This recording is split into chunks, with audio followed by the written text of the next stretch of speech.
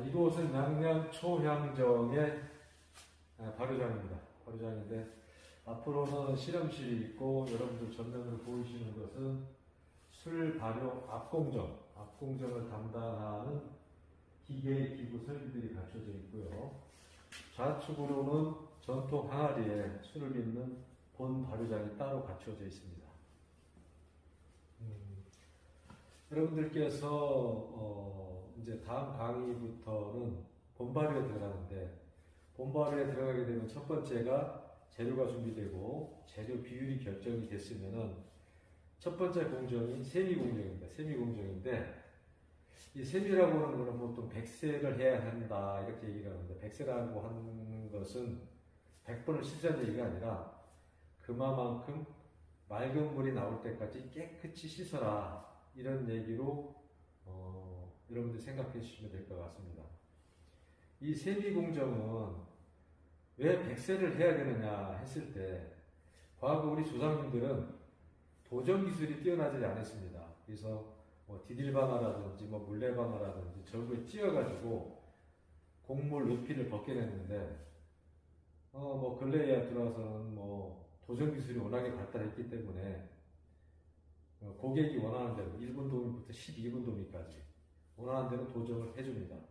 자, 그렇다면은 100세까지는 필요 없다 하더라도 쌀 자체에서 맑은 물이 나올 때까지는 세미를 해줘야 된다 이렇게 말씀드리고 싶고요. 이 세미 공정에서 일반적으로 여러분들께서 집에서 가양주를 빚을 때, 그때는 쌀을 씻을 때 흐르는 물에 박박 문지르지 마시고 흐르는 물에 맑은 물이 나올 때까지 저어주면서 세미를 해주시고, 또 담근 이후에도 한 2번 정도 흐르는 물에 담근 쌀을 한번 저어서 씻어주는 것도 좋습니다. 이 세미 공정은 2가지로 나눌 수 있습니다. 밑술 부분과 덧술 부분. 저 같은 경우는 이번에 양재동 AT센터에서 막걸리 엑스포라고 하죠. 막스포 출품하기 위해 가지고 100리터씩 주항아리를 빚을까 하는데, 저도 마찬가지로 밑술을 빚기 위해서 정량을 계량을 해서, 이게 세미기입니다. 세미기에 세미를 해야 되는데, 이 세미기는 에어로 공기방울을 만들어가지고 충격을 주어가지고 쌀의 겉에 붙어있는 불순물을 제거하는 기계고요. 요거를 틀게 되면은 소리가 크기 때문에 일단 한번 틀어는 보겠습니다.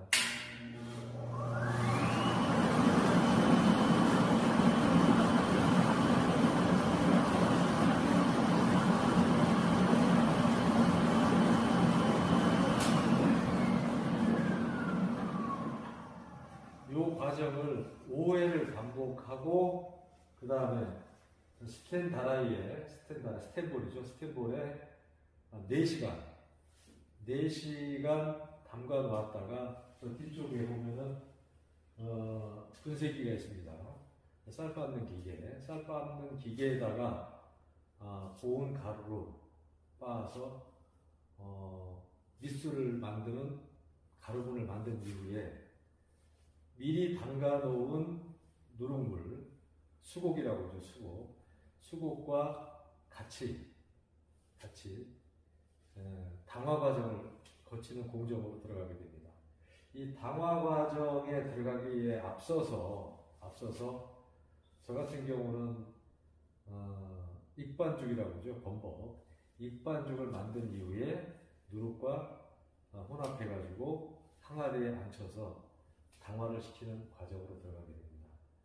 요거에 대한 개별적인 그 기계, 기구, 설비에 대한 것은 나중에 진행 과정에서 하나하나 설명드리기로 하고, 오늘은 세미공정이 이렇게 진행되고 있다. 세부사항은 제가 강의에서 별도로 말씀드리는 걸로 하고, 오늘 처음으로 제가 이 압공정을 보여드리고 있는데, 큰 규모의 설비는 아니지만은 저한테는 충분히 만족할 만한 설비들이 들어와 있고요. 그 다음에 앞에 실험기구들을 보게 되면 심지어는 15, 16년이 된 것도 있습니다. 그때 미리 제가 뭐 업에 있을 때도 그렇고, 그 다음에 이 발효장을 짓기 전에 먼저 집을 지었는데, 거기 2015년도에 집을 지었습니다. 집을 짓고 그 집 안에서 술 발효도 하고 연구도 하고 지인들 초대해가지고 술도 빚어서 같이 먹기도 하고 했는데, 그 이후에 이 발효장을 지은 거는 4년 정도 됐습니다. 4년 정도 됐는데, 그간에 이곳에도 술 많이 빚었고, 또 어찌어쩌다 보니 뭐 강의도 하게 되었고, 또 어찌어쩌다 보니 또 라이센스를 받아서 이제 본격적으로 우리나라 전통주 발효를 시작하게 되었습니다. 자, 오늘 여기까지 여러분들께 말씀을 드리고, 이 세미하는 과정을 조금 보여드린 다음에 마치고, 내일 정도 강의실에서 별도로 찾아뵙도록 하겠습니다.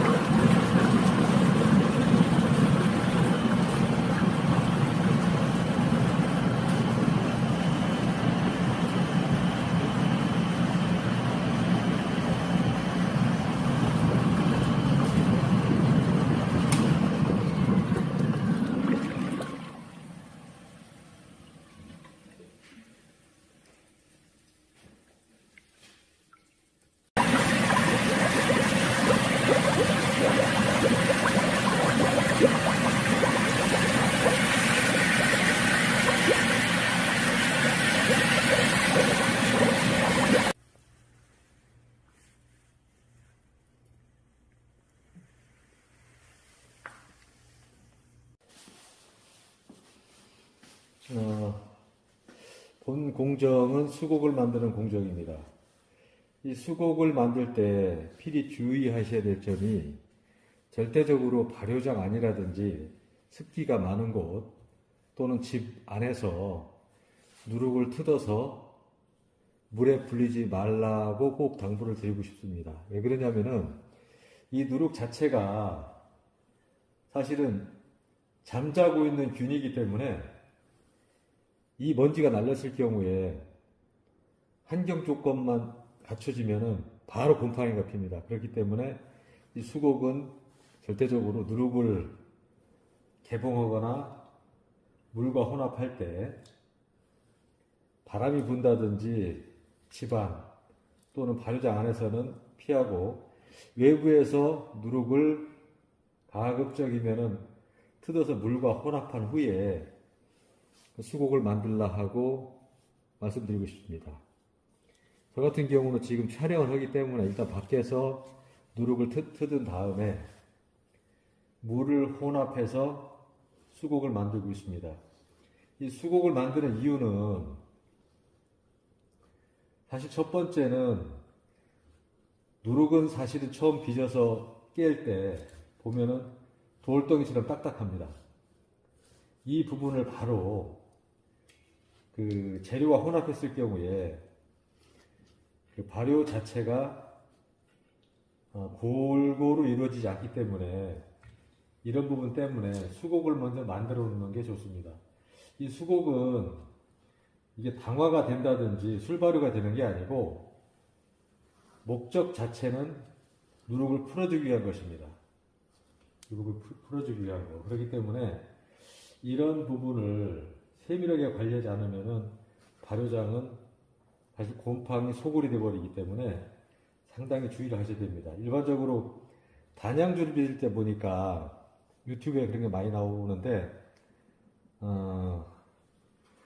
고두밥을 찐 다음에 이렇게 알갱이지고 두꺼운 누룩을 같이 물과 함께 호화를 시키는데, 그건 절대적으로 고른 발효가 일어나지 않는다, 이렇게 말씀드리겠습니다. 그리고 이 호화 시간은 각자에 따라 틀리지만은, 일반적으로 밑술을 빚는다든지 밑술 진행 과정에 온도가 일정한 곳, 그러니까 발효장이라든지 술 발효를 시키고자 하는 곳에다가 최소한 3시간 이상을 놔두면 누룩이 다 풀어집니다. 그리고 물과 누룩의 비율은 1대1 정도면 충분합니다. 지금 요게 6.6kg 물에, 6.6리터 물에 6.6kg 누룩을 1대1로 수곡을 만들고 있습니다. 막 휘저어주면은 그 누룩분이 너무 많이 날리기 때문에 천천히 해가지고 눌러주기만 하면 됩니다. 그리고 요 물은, 요 온도는 가급적이면은 발효장 안에서 만들어서 이제 밑술을 담는다든지 단양주 같은 경우는 고두밥과 물과 혼합할 경우에 그 온도가 같은 온도라면은 더욱 좋겠죠. 수곡을 이렇게 만들어서 발효장 안이라든지 술 발효할 장소에 미리 넣어주시면은 뭐 고두밥도 그렇고 밑반죽도 그렇고 모든 거에 완벽하게 풀어져서 고른 발효가 일어날 수 있습니다. 발효보다는 당화 과정이라고 해야 되겠죠. 당화 과정.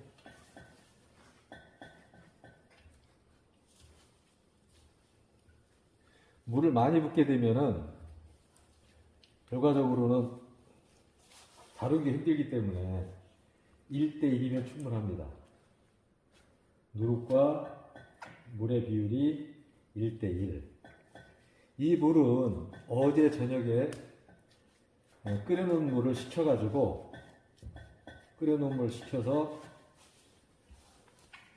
누룩과 함께 수곡을 만들고 있습니다. 수곡은 물수자에다가 누룩국, 근데 우리 전통 누룩은 곡으로 표현을 하죠.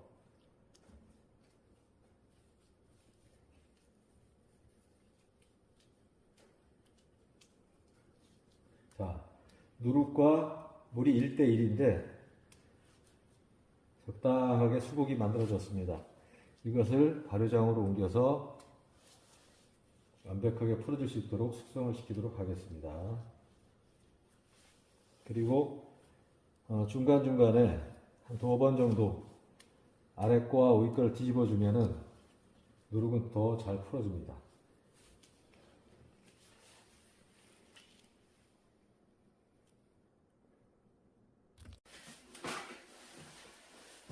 이곳은 초양정 술발효장입니다.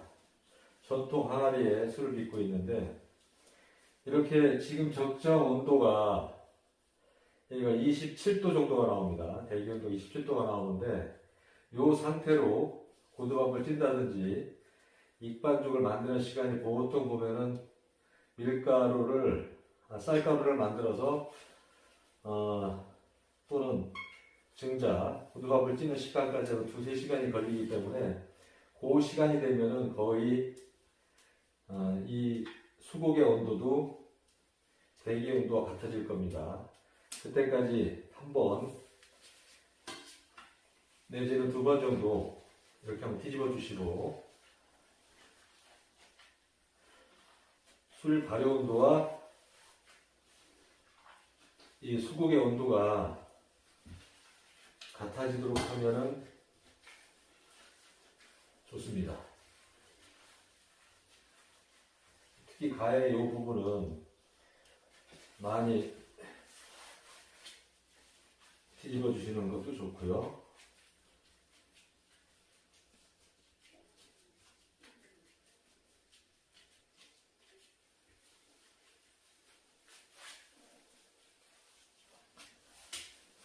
이 과정은 말씀드린 바대로 발효나 당화 과정이 아니고 누룩이 풀어지게끔 하는 겁니다. 그래서 술 빚기 전에 먼저 누룩을 이렇게 풀어주는 게 좋다. 요것이 요 과정이 수곡 만드는 과정입니다. 물을 그렇게 많이 넣을 필요도 없고요. 물을 많이 넣게 되면 움직이다든지 이동 시에 흘리거나 넘칠 위험이 있기 때문에 누룩과 물의 비율은 1대1 정도면 딱 좋습니다.